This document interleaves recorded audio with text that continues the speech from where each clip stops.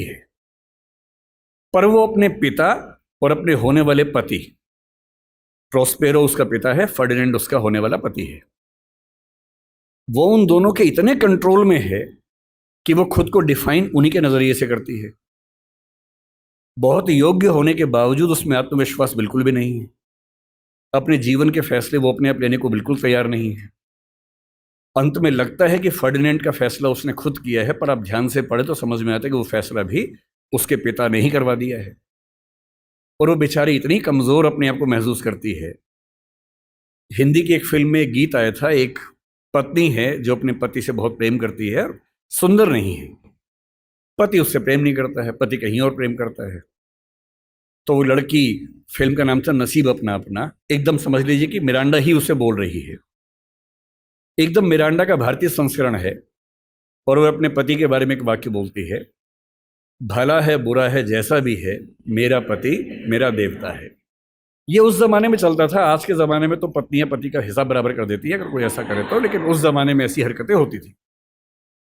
और टेम्पेस्ट की नायिका मिरांडा अपने प्रेमी से, फर्डिनेंड से कह रही है, अगर तुम मुझसे शादी कर लोगे तो मैं तुम्हारी पत्नी हूं, और नहीं करोगे तो मैं तुम्हारी दासी हूं। तुम मुझे किसी भी रूप में रखो, मैं जिंदगी भर तुम्हारी दासी बन के रहूंगी, नौकरानी बन के रहूंगी।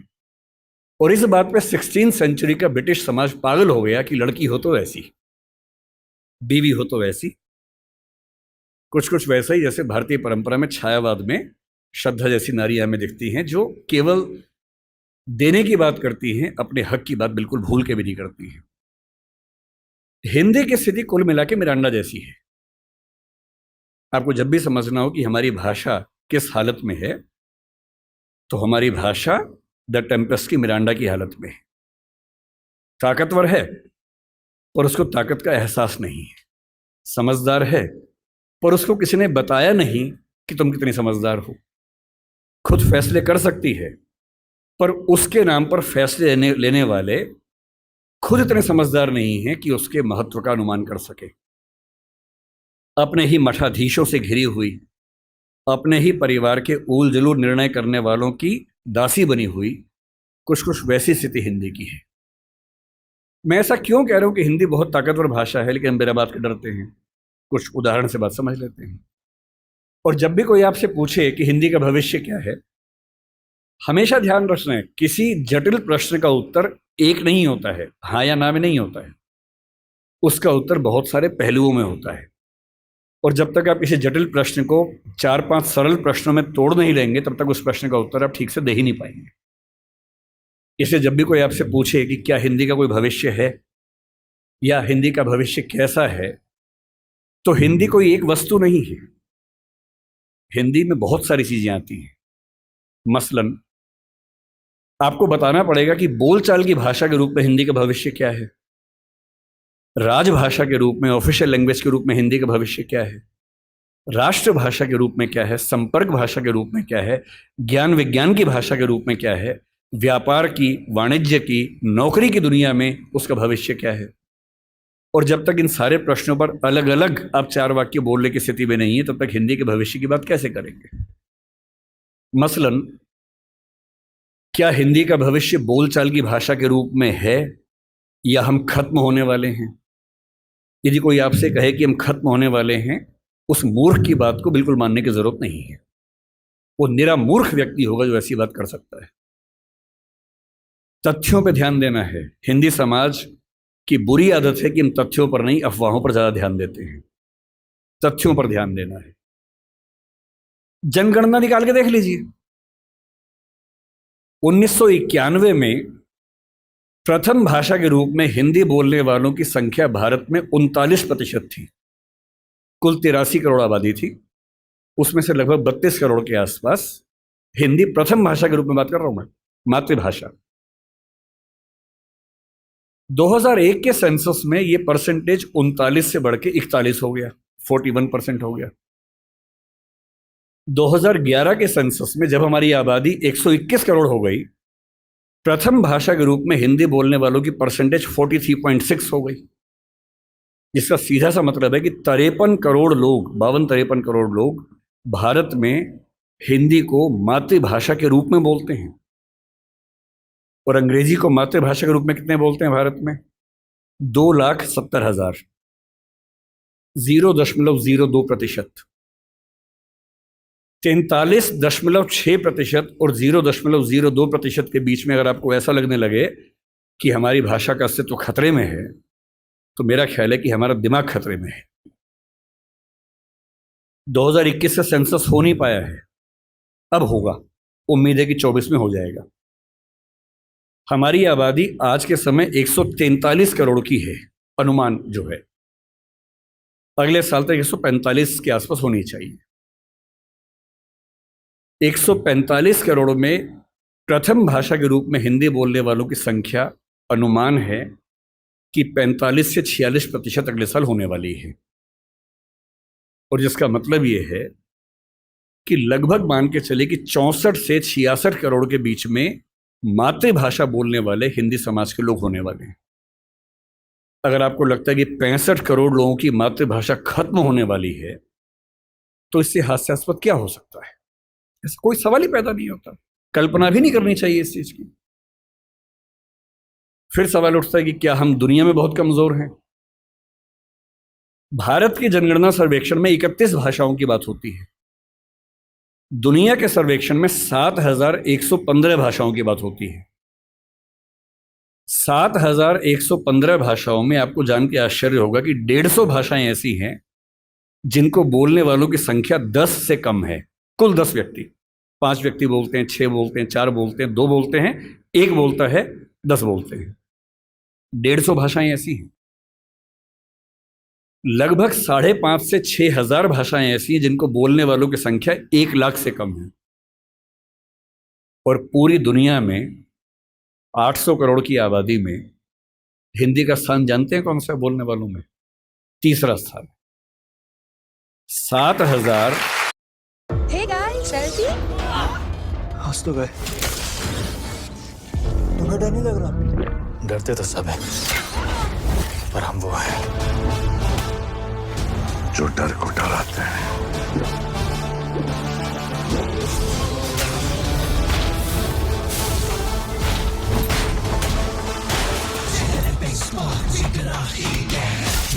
हमें बस वो पी के जिंदगी जीने का एक चीज है, डर को डरावे, डर के आगे जीत है। साथ में 3, 2, 1। माउंटेन ड्यू, डर के आगे जीत है। चिल करने निकले थे, थ्रिल हो गया। डर के आगे जीत है। ये हम खत्म होने वाले हैं।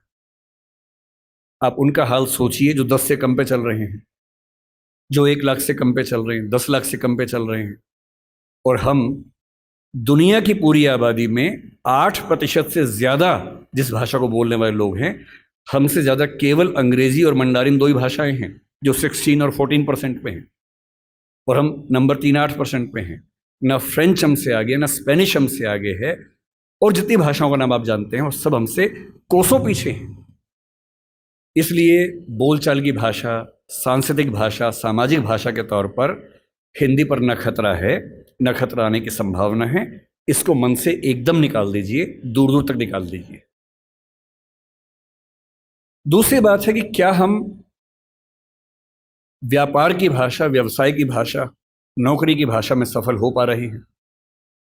थोड़ा मुश्किल है, कम हो पा रहे हैं। और मेरे ख्याल से इसकी वजह हमारा एक औपनिवेशिक जो सोचने का तरीका है वो है। मैं हिंदी के पक्ष में इसलिए बिल्कुल नहीं बोलूंगा कि मैं संयोग से हिंदी भाषी क्षेत्र में पैदा हुआ, क्योंकि मेरे पेरेंट्स हिंदी भाषा के अध्यापक रहे।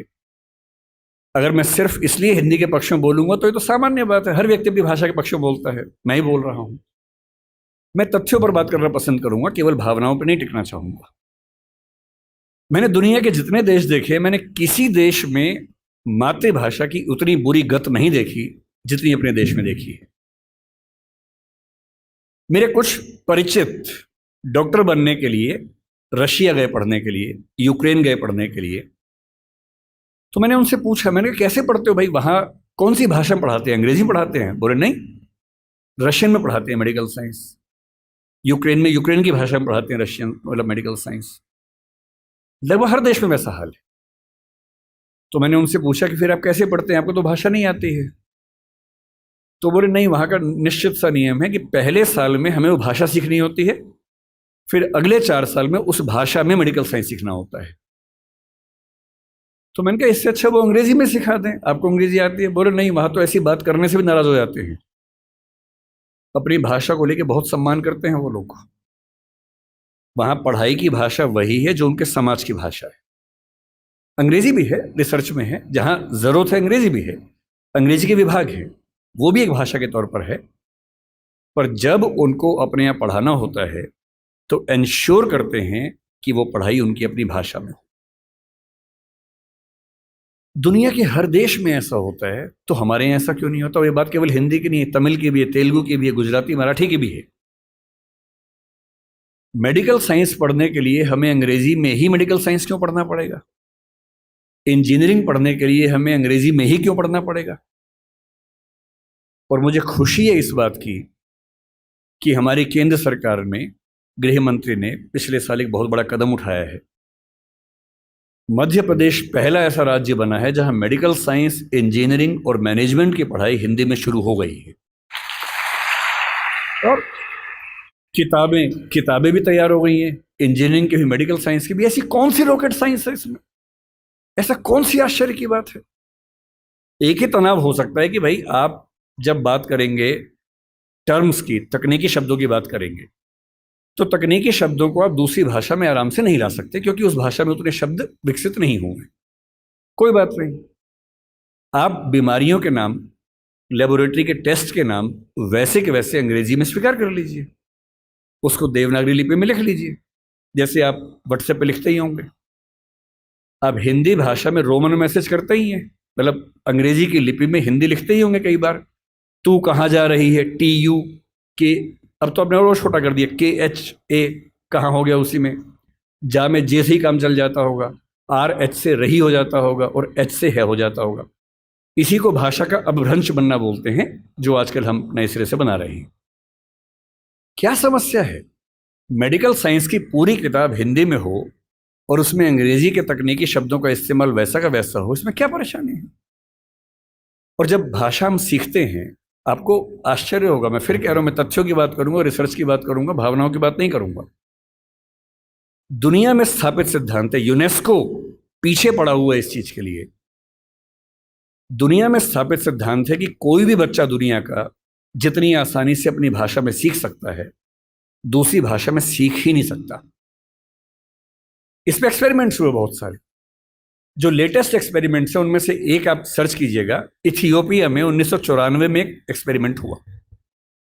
वो जो करने वाले नाम है, उनका व्यक्ति का नाम इरेद सईद ऐसा कुछ नाम है, बहुत प्रसिद्ध है। आप इथियोपिया 1994 मदर टंग इतना करके सर्च कर लीजिए, तुरंत सामने आ जाएगा। उस व्यक्ति ने बहुत गंभीर रिसर्च की। 1994 में इथियोपिया ने, जो कि एक अफ्रीकन देश है, क्या किया, एक नियम बनाया कि हमारे सारे स्कूलों में प्राथमिक शिक्षा हमारी भाषा में दी जाएगी, और 4थी क्लास के बाद हम बच्चों को अंग्रेजी में शिफ्ट करेंगे। 2 ऑप्शन थे, एक है कि बचपन से अंग्रेजी पढ़ाएं, एक 4थी क्लास के बाद अंग्रेजी में शिफ्ट कर दें, क्योंकि उच्च शिक्षा के मामले में अंग्रेजी ज़्यादा कारगर भाषा थी, वहाँ भी थी, यहाँ भी थी, आज भी है कई मामलों में। इतना ही चेंज किया कि नर्सरी से नहीं पढ़ाएंगे, 4थी क्लास तक पढ़ाएंगे अपनी भाषा में, अंग्रेजी भी हल्का फुल्का सिखाते रहेंगे, और जब अंग्रेजी में एक ठीक ठाक स्तर आ जाएगा फिर मीडियम चेंज कर देंगे। वो रिसर्च आज की दुनिया में एजुकेशन साइंस की सबसे प्रामाणिक रिसर्च मानी जाती है, और वो साबित करती है कि बच्चों की अटेंडेंस बढ़ने से लेकर, बच्चों की समझदारी बढ़ने से लेकर, बच्चों की जिज्ञासा बढ़ने से, बच्चों की पढ़ाई में रुचि बढ़ने से लेकर, और बच्चों की अपने परिवार, अपने समाज, अपनी संस्कृति के साथ लगाव बढ़ने के स्तर तक, हर मामले में मातृभाषा में पढ़ाई करने से बेहतर स्थितियां बनी।